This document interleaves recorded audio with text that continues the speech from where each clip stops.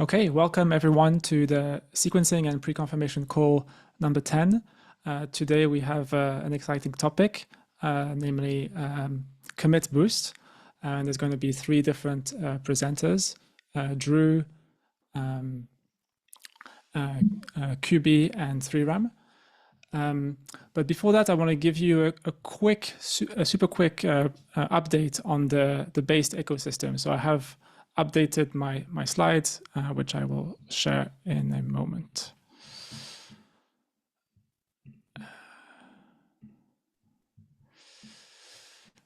Okay, so a snapshot of the based ecosystem. There's been quite a few changes. So first of all, we have the rollups that have committed to become base rollups. We now have a new player in the scene, Puffer, who is committing to build a base rollup, in addition to Coinbase with their key value store, Rise, and Tyco.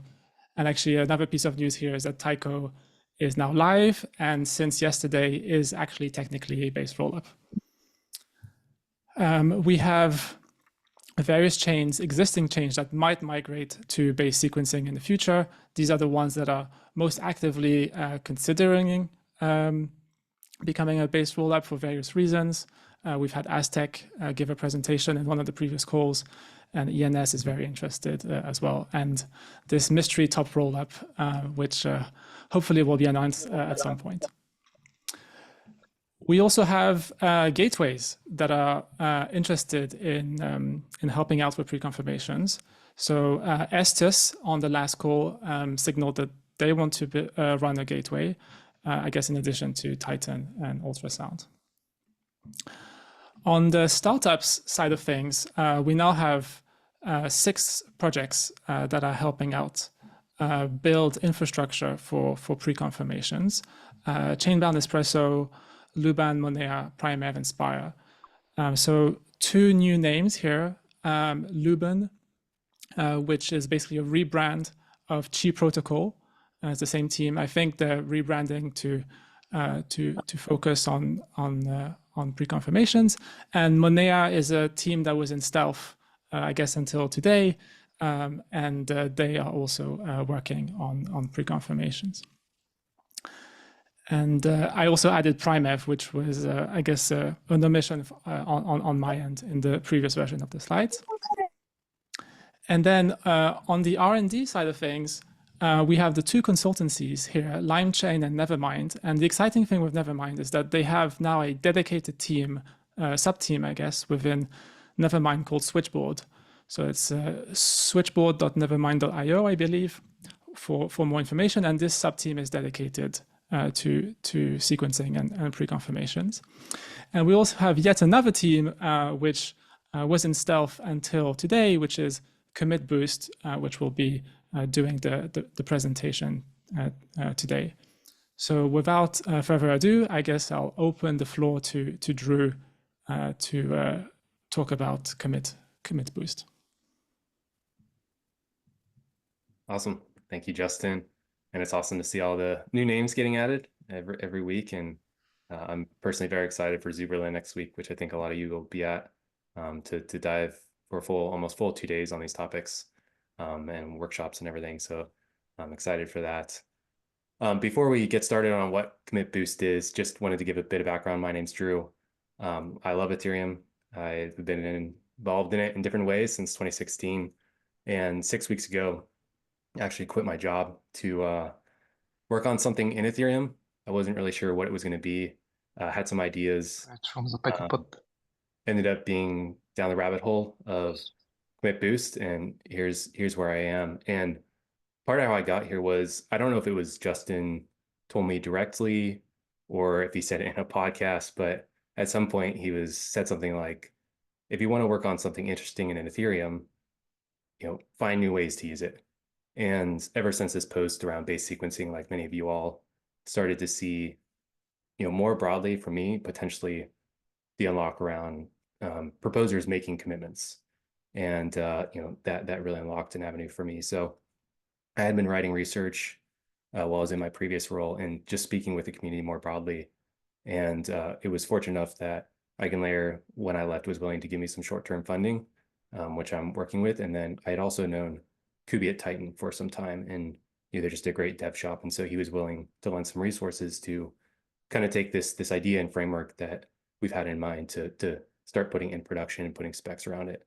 So we'll talk about what Commit Boost is, but I do want to give Sriram and Kubi an opportunity to initially talk about their motivations and thinking behind the initial backing of this. But before they start, just up front, Commit Boost is intended to be a public good. It is intended to be open source. That's the direction we're headed, and I'm super excited about that. But we started sort of with these initial folks. The idea is to get many more people involved and rally behind this. We see proposer commitments as a huge unlock, but some risks, which we'll talk about. And Commit Boost is our attempt to try to mitigate those risks, but still see the innovation happen on the proposer commitment side. So with that, I'll kick it over to Sriram to give a little bit about motivation, vision, and everything from his side, and then pass it over to Kubi, and we'll get started. Thank you, Drew. Thanks, Justin, for putting this call together. Proposer commitments has been one of the directions we've been interested in at EigenLayer from pretty much the very early days. I gave a talk at Stanford in 2022 on MEV Boost Plus, which was a mechanism to split auctions for MEV using pre-staked commitments. So we think of proposer commitments as a broad unlock to the Ethereum ecosystem, because now proposers can make promises that they follow a new set of logic when they build their blocks. And I think there is a lot of new innovation to be unlocked here. Preconfirmations is one direction, but there is, I think, even more things like block space futures, things like event-driven actions, where like proposers promise that if a certain event happens, they can actually go and trigger a series of actions. You can have you can have things like threshold encrypted mempools, where a proposer promises that they only include encrypted transactions. I think all of these create like a Swiss Army knife of tools to expand Ethereum more broadly. I think of these different kinds of proposer commitments, there is a complexity where there are definitely multiple clients, multiple middlewares, and how all of these interact. I think this is a big question, and many of us all are here building different pieces of it. And the vision that we had, and when Drew wanted to start something in this area, we were excited because the structure of this is Commit Boost is focused on bringing together multiple teams to develop an open source public good that is agnostic of various dimensions. So agnostic to proposer commitments, agnostic to pre-conf, the type of pre-conf, agnostic to restaking, agnostic to relay, agnostic to the particular transaction flow. And it fits in with our vision of actually expanding the scope of innovation in the Ethereum ecosystem. Why are we involved? We are, as Drew said, a short-term funder for, Drew's independent work. But broadly, the reasons we are involved are, number one, we see this as a major innovation for Ethereum. We have had this vision that there are different ways to modulate and contribute to the MEV ecosystem. We wrote papers on, other kinds of mechanisms to address MEV, like, for example, how do you get consensus protocols which had distributed first in, first out commitments, for example. So this is a direction we've been interested in for a long time on a research basis. And finally, commercially, if there is a broader suite of standards that enables proposer commitments, it helps EigenLayer play a small part in it in proposing pre-staked commitments. So that's clarifying our interest in this space. I'll stop with this and hand it back to Drew. Yeah, maybe Kubi too, if you can give your initial perspective. Thank you, Shriram. And it's 6 a.m. his time, so appreciate you jumping to get up. Cool. I'll try to keep it short.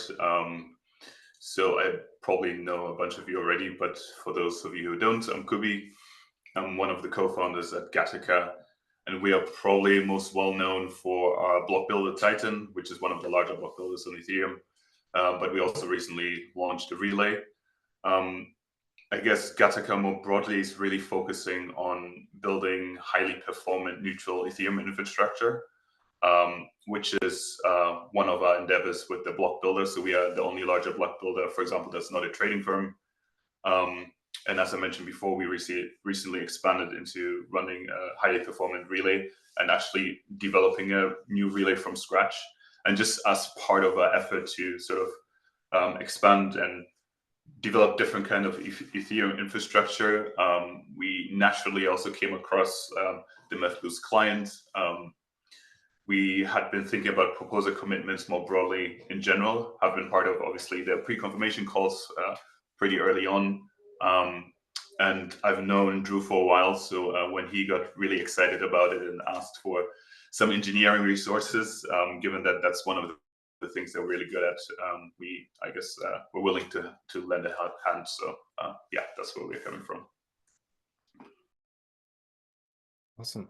Thank you, Kubi. Let me share my screen here, and we'll get into the oops, that go full screen in 1 minute. All right, should be full screen now. Yes. Perfect. Nice stock photo from the EF website, but yeah, some of the agenda we'll talk through. We already got through introductions.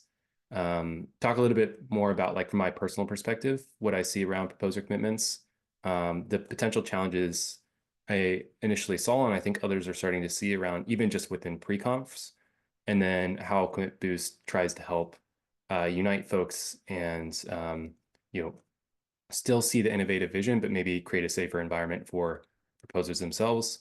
Some of the design principles that we have when we were thinking about this initial framework, and then some more boxes and arrows that Kubi will go through, and then just open questions and timeline that we have in mind. I will say not all this is baked. It's early. There's advantages and disadvantages to fully baking things and bringing it out. I think our main mission was to engage the community as early as possible. So maybe a lot of the questions we won't have answers for. A lot of the designs, it's still an open thing. This is just an initial framework. And so just if folks can keep that in mind, we're keen to engage and get feedback from the community. This is how I kind of see proposer commitments. Got a nice meme. I'm really bad at memes, so I feel like this is top of my game that I've got. But sort of 3 quotes that I've seen recently in publications and even outside of pre-comps, just more generally. You have the first one from Barnaby, who I think paints an awesome mental model of can we potentially give the proposers back some autonomy to create a template that others fill?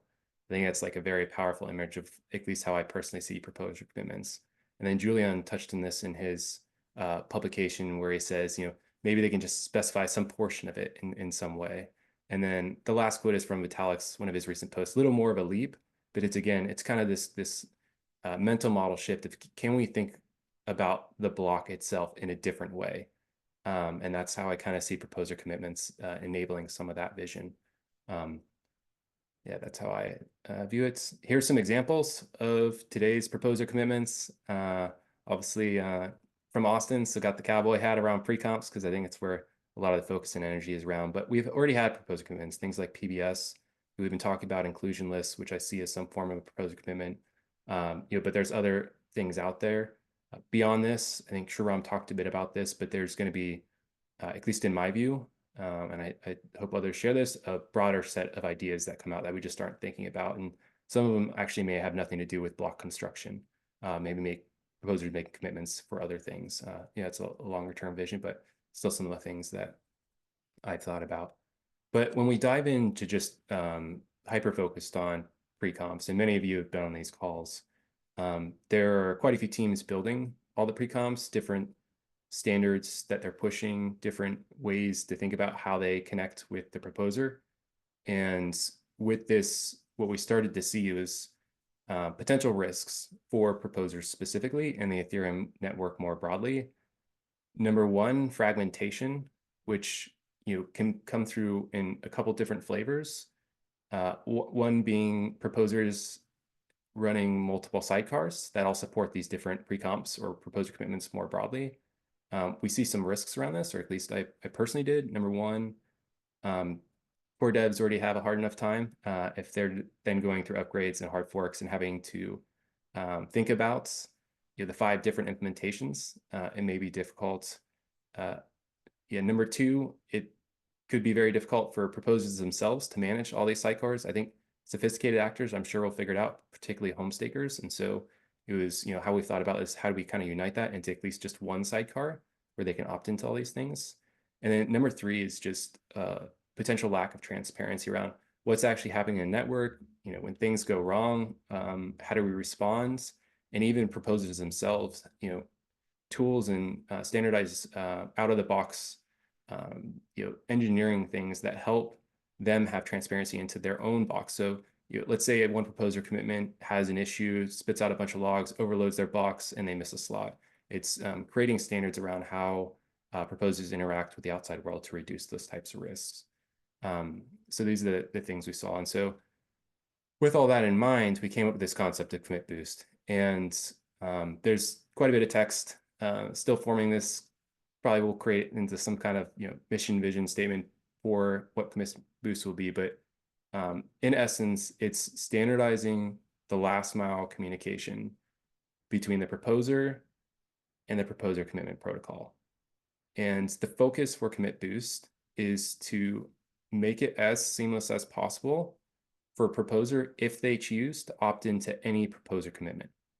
So like Shriram was saying up front, it is designed to be agnostic to anything that entrepreneurs and builders want to design. It doesn't limit that design space. It just is the interface of how proposers interact with those teams and provide different things. And with that, what we're thinking a lot about and talking with validators on is what types of tools off the shelf would you want to monitor what you're opting to, what you're opted into is doing, how you're opted into it, when you're opted into it, how your signature is provided, a whole host of things that we're trying to think through. And so this is really a middleware for proposers to interface with the outside world of proposer commitments more broadly. And that's the main part we're trying to standardize and think deeply about, and then have unification around within the community.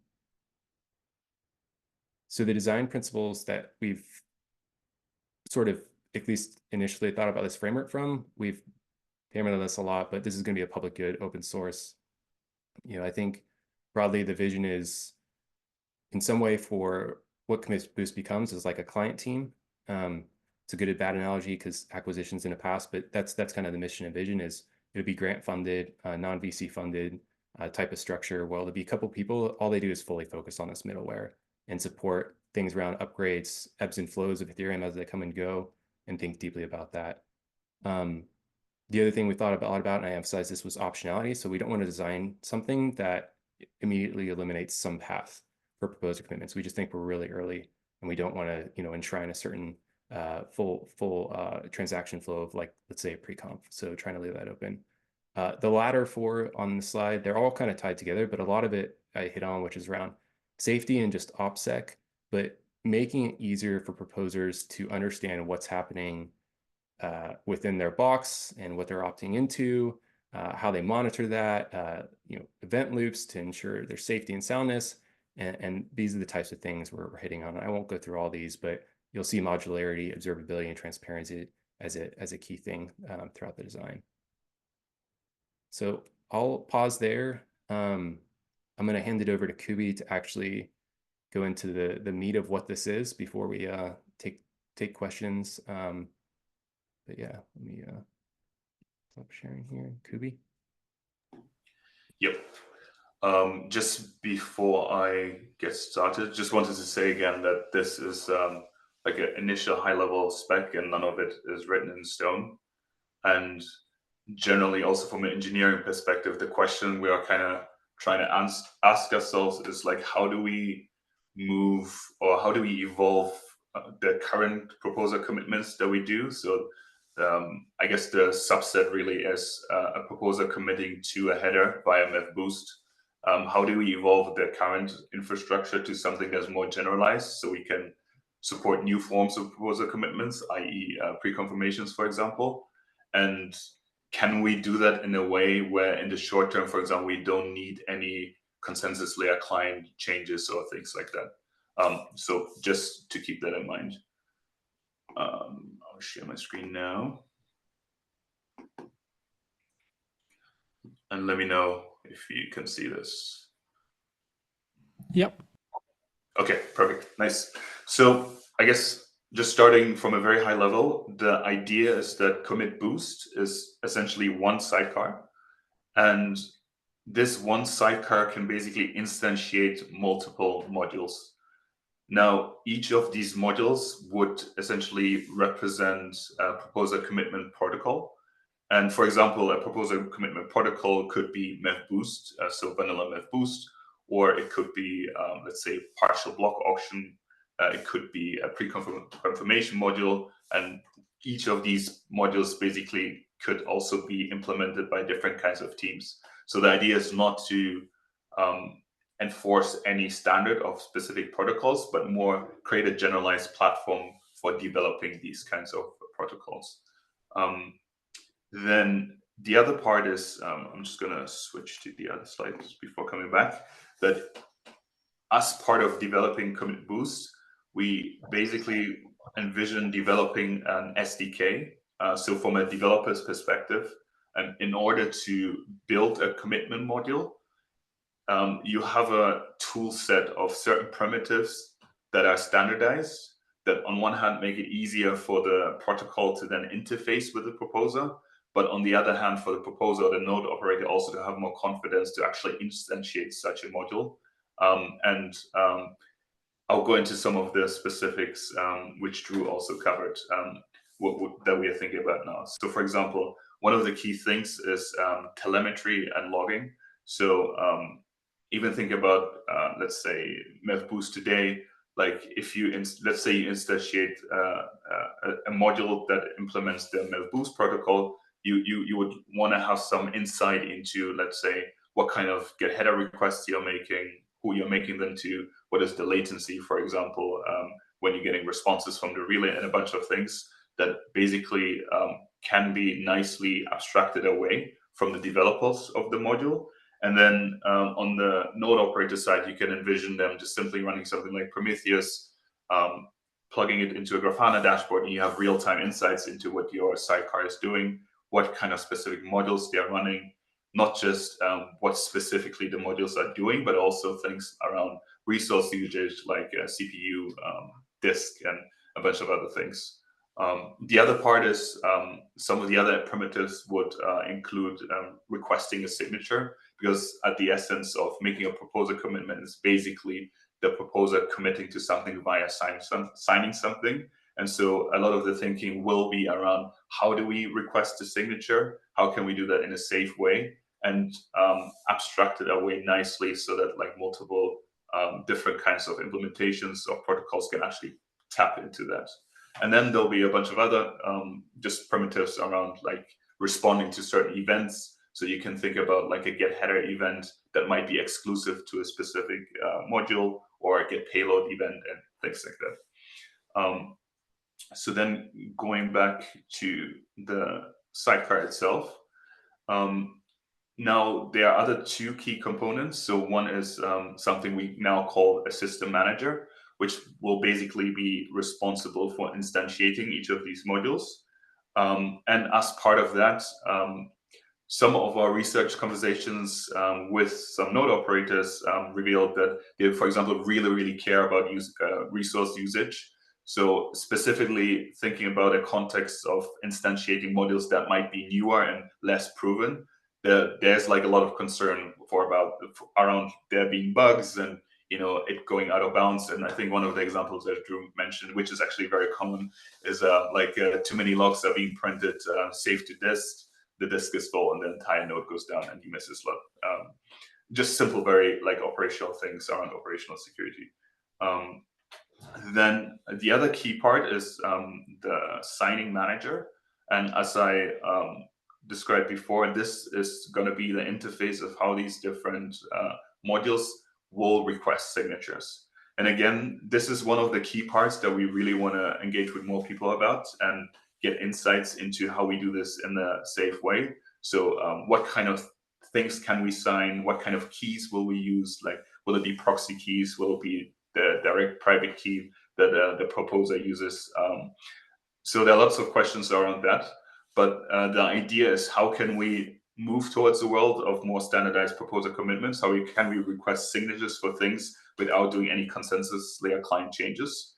And currently, after having had a few conversations, a lot of the node operators actually use remote signers and key managers.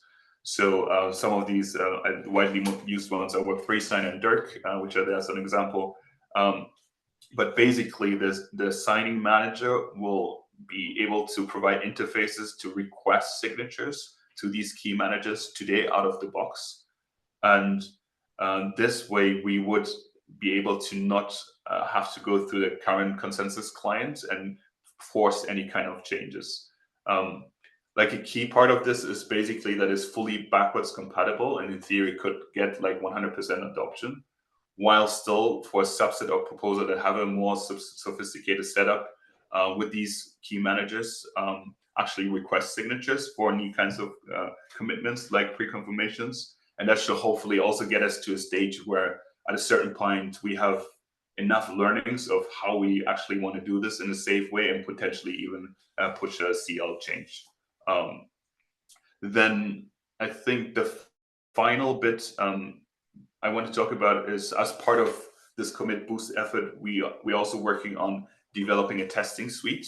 So as Drew mentioned, one key resource, one part of this endeavor, which usually is resource intensive, is when hard forks or upgrades happen, to make sure that nothing breaks and everything works. And so the idea is basically, when you have multiple teams building on top of this like common standard, that there'll be tools and test suites that the base layer will be fully supported as the test nets will, for example, start upgrading. And then as long as your module logic is compatible with whatever the hard fork or the upgrade actually affects, you can just plug it into this commit boost sidecar, run the test suite, and you can have enough confidence around being compatible and supporting the change. So let me see. Yeah, those are the final bits. Back to you, Drew. Awesome, thanks, Kibi. Let me just share my screen again. Sorry, some logistics here.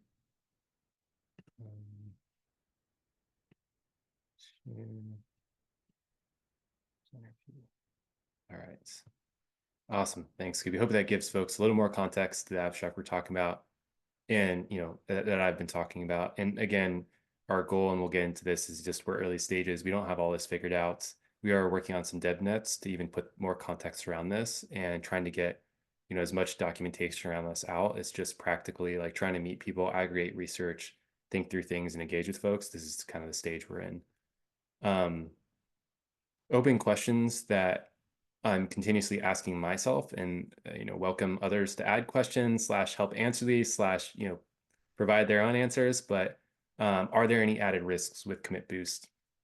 And the way I see it is it reduces risks versus the direction we're headed. But one of the core questions I think we as a community need to ask ourselves is, are we comfortable with the current route we're going down, which is a lot of teams building these things, which again, I personally don't think is the right route to go down, but rather create a platform that all of them can build on that standardizes it. But there are trade-offs with that, and fully acknowledging that. And that's one avenue. Standardization is not always good. Sometimes it does limit innovation that can come. It also can create things like tech debt down the road. Hopeful we're able to learn from historical things and think about this, but it is one of the downsides. Centralization. The one thing I'm asking myself is, can we actually use this as a way to promote and improve standardization? And in particular, are there proposer commitments that find ways to reward home stakers? And can this enable that? And can that unlock that for them? and make it more seamless for them to opt into that. That's one of the key things. Challenges with current design, let's emphasize this, we're early and keen to get feedback. One of the core questions, I wake up in the morning when I'm sipping my coffee, staring out the window, I think about is, would Vitalik run commit boost? I think that would be, the dream mission we would have and kind of the North Star we're trying to head towards as we think about this, and would encourage the rest of the community to challenge it in the same way. Next is timeline. This is kind of Justin's same timeline, just to change the wording. When he talked about this in call number 7, we got, started to think, well, maybe we can align with that and help support these Schelling points and, push the broader community as well. So that's what's here. Zuberlin next week.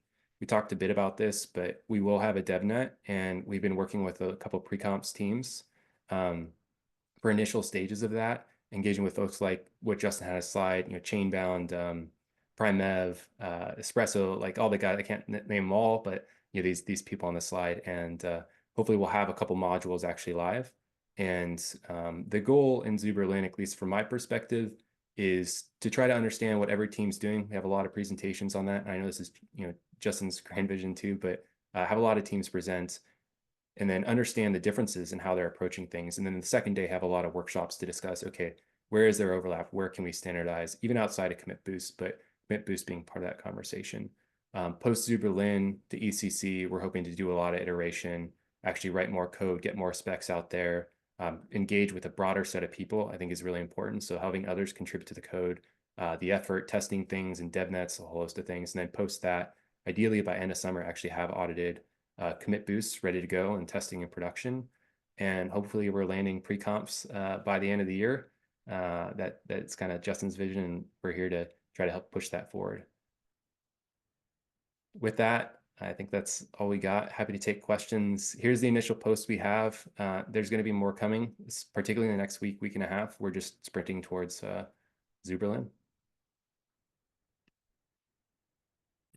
Amazing. Thank you so much, Drew, for the presentation, and as well as QB and 3RAM. We already have a question from Ben. Hey there. Hey. So first of all, I think this work is awesome, as you know. Drew, I wanted to maybe just re-ask one of the questions that we talked about in our call the other week. And also maybe before I ask the question, since you did mention it also here, advertise that after Zuberlin, there's going to be another workshop on this that Drew is going to lead at ECC Sequencing Day. So for those of you who will be attending ECC Sequencing Day, there will be an opportunity to workshop this or anything that wasn't already answered at Zuberlin. So the question that I have is, one of the motivations of standardizing this stuff is, as you said at the beginning, is to not have, plethora of different sidecars that validators have to choose from, and that's going to be really inconvenient and annoying. And I think that the question that I have, though, is that, is it enough to standardize the part that you are talking about here, which is sort of a protocol for signing a commitment, when there could be many different ways of enforcing those commitments, that we see many different proposals, from enforcing things with collateral that will be slashed to, potentially some form of insurance that a user can collect from, to something very different like building a SUAP or just using SGX to enforce the commitment. And I'm not to mention that there's many different types of commitments and ways of formulating those commitments, sort of a language for user intent that the proposer is promising to satisfy. Are we inevitably going to end up with many different implementations that that proposers will have to run all of them, in order to be able to support the various wallets that are being built? That's my sort of open question or challenge for this work. Yeah, I think that's fair. And if I'm understanding right, I think you're saying there's a whole host of standardization beyond just the last mile communication that the Ethereum ecosystem and many would benefit from. Yeah, I don't have a strong answer to that, other than I think Commit Boost isn't focused on that specifically. but I am committing myself to work full time with Justin and as independent in a way as I can. I mean, ideally, again, a bunch of people are supporting this through grants and can help drive community overlap and alignment around that. I think our first initial take at this is Zuberlin, and then probably something between Zuberlin and ECC, and then ECC to get some of this going. I don't know if Justin has more, but that's kind of the best I got, is to try to understand what are the differences between what all the teams are taking, at least identify those initially. Where is there overlap and alignment in how we do this? And then at least use that as a starting point. And the more contentious spots, I'm sure will take a bit of time. And I don't know, Ben, if it answers your question, or Justin, if you have more, but yeah, I don't think there's a perfect answer for that today. And maybe Kubi can also share his intuition, but like my model is that what is very, very difficult to change is the consensus clients. And so for the time being, we're just going to assume that the APIs of the consensus clients are not going to change. And so the question becomes, what can we do with the signatures that we already have?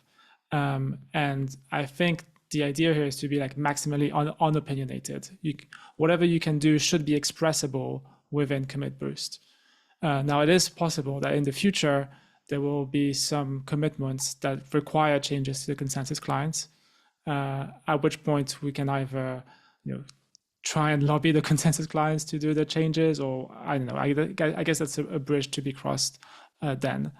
And I think one of the things that that Commit Boost is trying to help with is this idea of containerization. So I think about it a little bit like the word escapes me. Kubi, you can help me. The name of the module, this Docker. There you go. Thank you. So it's a bit like Docker, right? It's Docker for proposer commitments. And I think the idea is to try and shield accidental bugs where there's one of the services just uses too much memory or too much disk or whatever it is. And maybe if we want to be like super paranoid, we can also think about a model where the module is like actively adversarial, right? Like the module wants to try and sign messages and access the secrets from other modules, and maybe Docker containers can help there.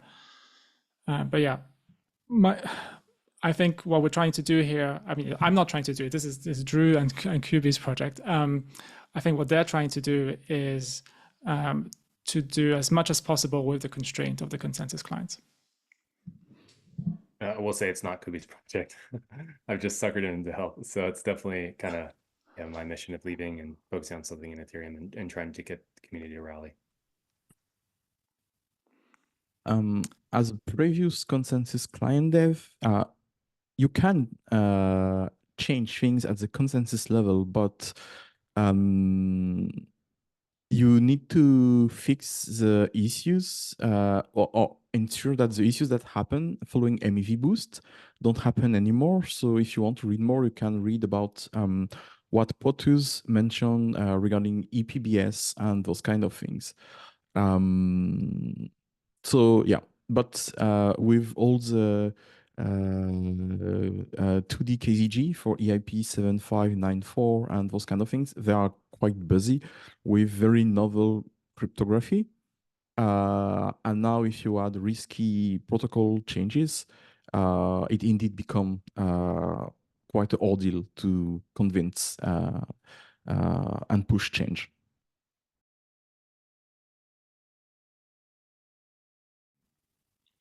Debas, you have your hand up. Hey, yes, yeah, just quick question, and apologies if I missed this because I came in a bit late. I was wondering where like the code is living for these like efforts, just especially because I hear that like you mentioned there being a DevNet coming up soon.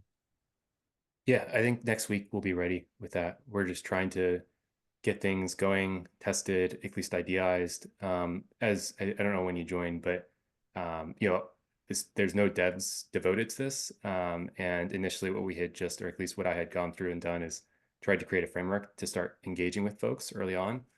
There's a trade-off between engagement early and engagement late. Like if we came with fully baked code, a whole host of solutions, that isn't the intent of what we had. So the trade-off we made is we just don't have that ready right now, but Zuberlin will have it. I don't know if you're going to be there.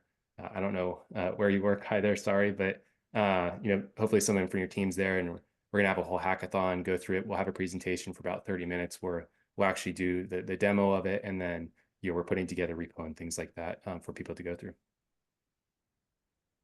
So apologies, it's not ready today, but it's just part of community and open development, I think.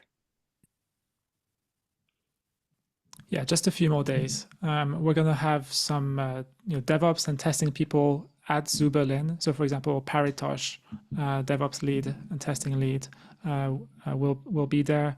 And I believe Kubi and his team and Lorenzo have been doing a bunch of legwork behind the scenes, and Chainbound as well, and maybe even other teams.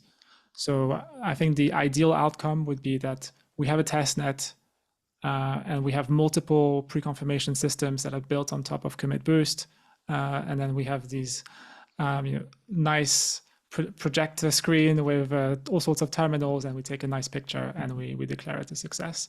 And then a few weeks later at EFCC, we actually have a long-standing testnet as the next step. Okay, cool. Alex, I love the I love the vision, the terminal screens.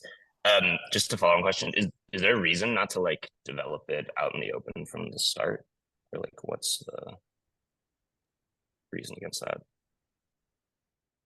I think that's what we're doing on this call. We've got this framework, and we're trying to get feedback and thinking. And Zoo Berlin is where we're going to be developing open source and talking about it. There'll be a lot of people there to all sit around. We've devoted, I think it's like 13, 14 hours of Zoo Berlin to talk about not only this, but what everyone else is building around it. So I hope, that should answer the question, but that's the way we've approached it. At least we're following Justin's timeline and trying to work towards it, I guess. Yeah. And there's going to be a dedicated GitHub repo, right? Yeah, exactly. /commit boost. Yep. Perfect. So I don't know if your name's Daniel, but I will find you, and I will, as soon as it's ready, send it to you directly. Apologize. Alex, you have your hand up. Yeah, hey. I think this is more of just a comment.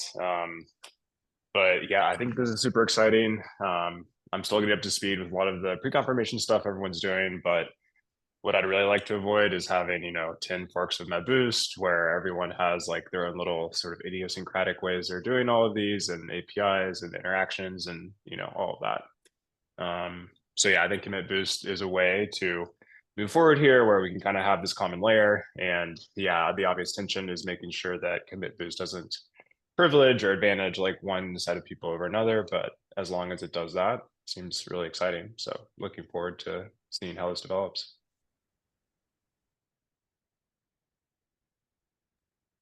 Thanks, Alex.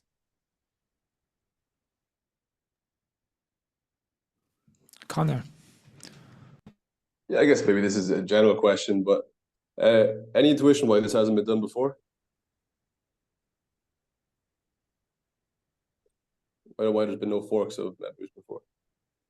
Oh, there have been forks. Like in use. In use, yeah. So as a relay operator, we have visibility as to what the various staking operators are doing, and there's many forks of MedBoost playing all sorts of timing games, doing all sorts of different things. It tends to be like the more sophisticated operators. And I guess part of this effort is to try and lower the barrier to entry to be sophisticated, to be able to earn the full yield, and try and make the playing field a little bit more fair. Cool. Also with this, go ahead.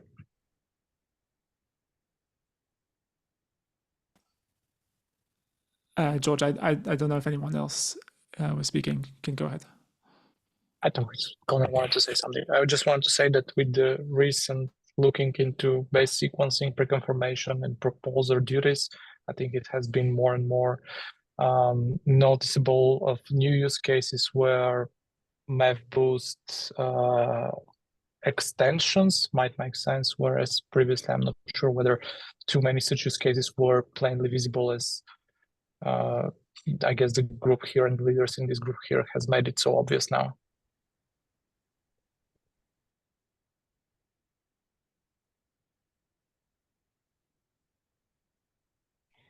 Justin, you mentioned that there are lots of people that are running different kinds of forks of MEV Boost and are interacting with the relay.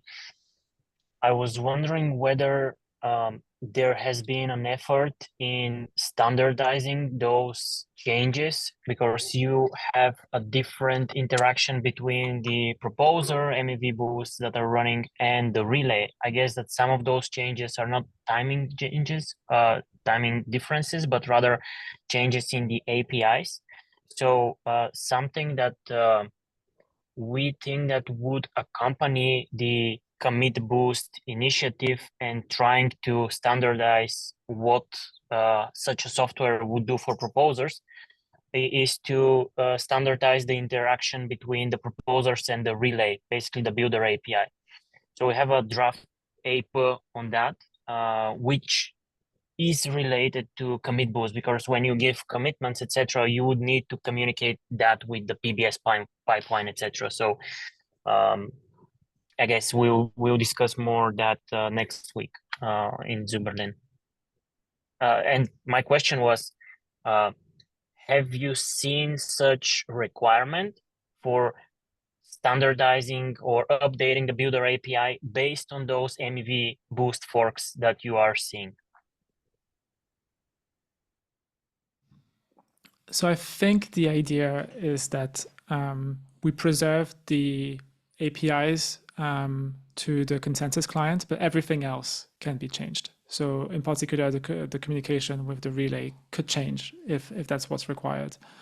And I think, you know, one mental model that I have is like, okay, who's sophisticated in the pipeline? The relays are sophisticated, the builders are sophisticated, the gateways are sophisticated. They can change, you know, from 1 week to another. Like the APIs evolve, the strategies evolve all the time.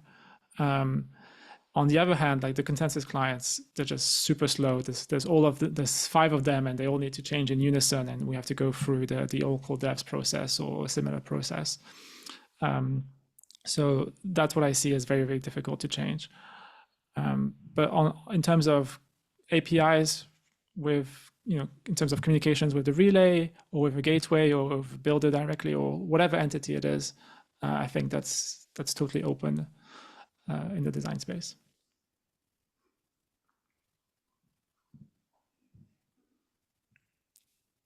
Kaido, you have your hand up. Yeah, there's 2 questions. The first one is for everyone, but very curious, is there any these so-called MapBoost fork that are maintained or mainly maintained by an entity that's not venture funding backed? And the second one is, since I have you here, do you have any plans in the future to make this a full profit business and think about venture funding and things like that? Yeah, we didn't. I probably should have touched on this a bit more. The latter question I'll talk about first. The former, I think, is for everyone. But yeah, this is the mission of this and goal is it to be a nonprofit. I don't want to call it a foundation because I don't know if like that's the best legal entity, but I think the best mental model I've got is like a client team, and so ideally independent. The team itself fully focuses on this full time. It becomes maybe part of the core devs, like meetups, like all these things that they do. I don't know all the intricacies of those things yet, but that's sort of my mission and vision that I've gotten to. And this has been through a couple of journeys to get to this point, but think this is what's best for both Ethereum and the most likely opportunity to get adoption and succeed and help reduce the risks that we discussed initially around fragmentation, all these forks and everything like that. So that's the idea. And I'm open if the community supports it. Like I'd like to devote a couple of years of my life to this and doing it. Doesn't have to be me also, but at least some effort around this and getting it started, I think is an awesome thing to do. And then the former, I don't know of any nonprofits helping with that boost, but certainly a nod to the whole Flashbots team, the community, and their ability to, stand it up and, support this with the resources they've had and really push Ethereum forward. So in terms of alternatives to MEF-Boost, there is Vouch, which in some sense has re-implemented MEF-Boost, and they actually handle the logic slightly differently. So I believe they do 2 get header calls as opposed to 1. They do 1 at second 0 and then 1 at second 1, and then they take the highest values, something like that. There's also Bloxroute that used to have an open source modification to MEF-Boost, where they play timing games for validators that pay Bloxroute for that privilege. I believe it's no longer open source, but it's basically a modification of MEF-Boost. This time, from a relay. But I'd say most of the modifications have come on the operator side of things. There's maybe half a dozen or maybe 10 different sophisticated operators that have made modifications to MEF-Boost. So there's one of them, for example, that's making a request every 200 milliseconds or something like that. So instead of calling get header once within a slot, they call it many times. And one of the things they observed is that their IP address gets banned because they make too many get header requests, and so they have even more sophisticated infrastructure where they split the IP addresses, and so yeah, it can get really sophisticated. And I think it would be good to add transparency to the whole thing, add competition, and lower the barrier to entry to be sophisticated. William, you have your hand up. Yes, great presentation, guys. Thank you. Given all of these forks of MEV Boost that we've seen, and just the PBS roadmap broadly, how are you thinking about concerns with, like, one, just getting validator parity for this over time, if that is really a concern, and then also things like bypassability and people forking, their own strategic versions of this on top of what the plans are currently for commit boost? Yeah, I'm not sure I fully follow the question, but let me add a bit and maybe let me know if I didn't answer it all the way. But yeah, this isn't a fork of MEF-Boost. Commit Boost is not that. It's a different way to think about it. It's PBS would be a module on top of this. The way I think you're, I don't know if you're getting at, like, how do we not have additional forks of Commit Boost out there and standardization towards it. Don't really have a strong answer around that specifically, other than the idea is, if we can unify as a community, at least initially, get all the proposer commitments to build to this standard. So at least then, no matter what, there's a standard of how nearly all proposers will interface with proposer commitment protocols. And if we have a crack dev team sort of pumping out open source software that has top-notch features, it will at least help reduce the barriers if there's a really sophisticated team that forks Commit Boost and does their own running of it. I think that's one of our defense mechanisms or thinking around that to help ensure that the open source version is used by all. Does that answer your question, Will? Sorry. Yeah, definitely. Mammy. So the Ethereum Foundation sponsored last year Pepsi Boost for protocol enforced proposal commitment, and I was wondering if Commit Boost would cover the same goals as Pepsi Boost as well.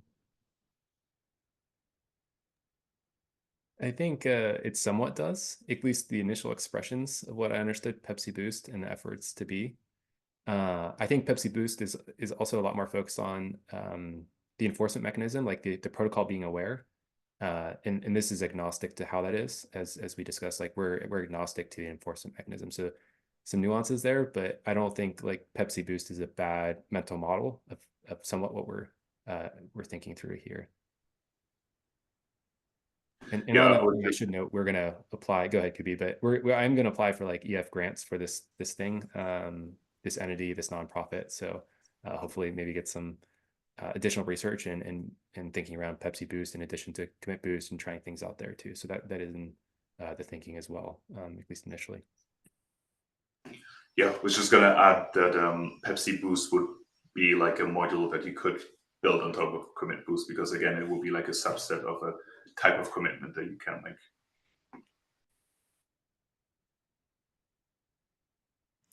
Stefan. Yeah, hi. So I work on TechHub, one of the CEO clients.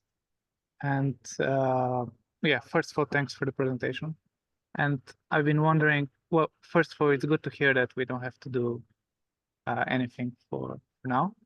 And is the idea of Commit Boost to be a separate sidecar?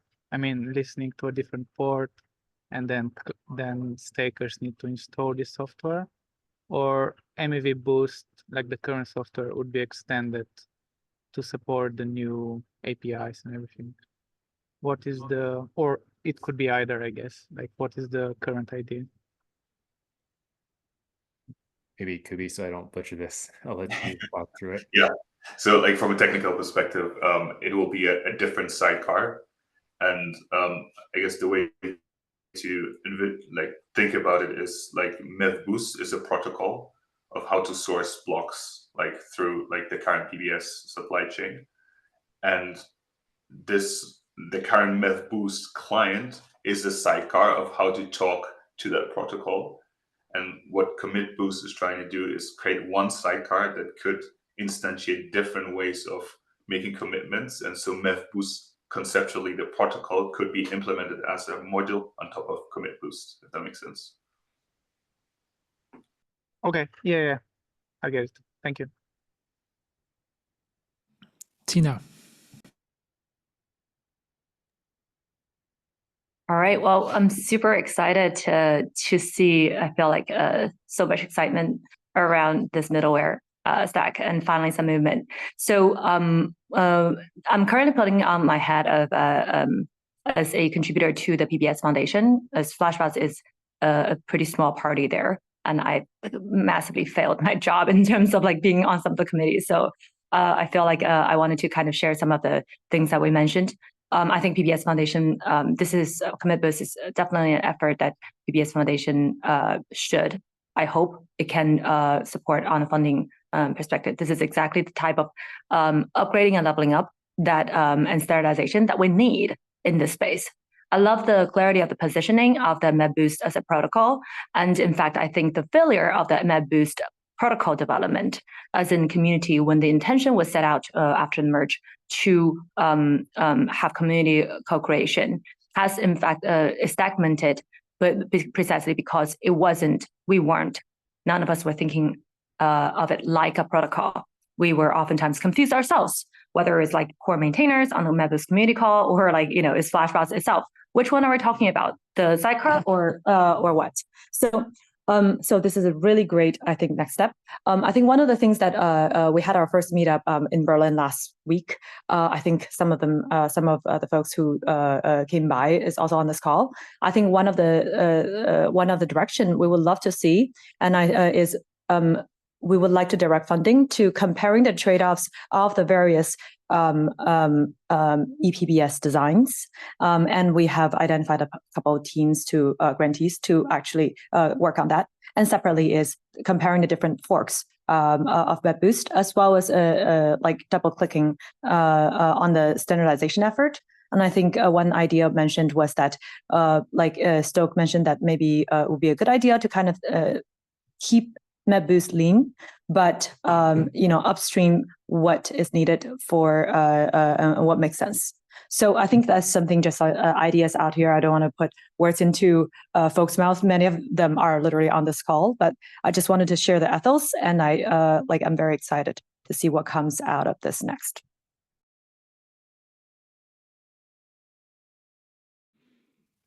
Amazing. Thank you, Tina, for the support. George. Oh, I think you're muted.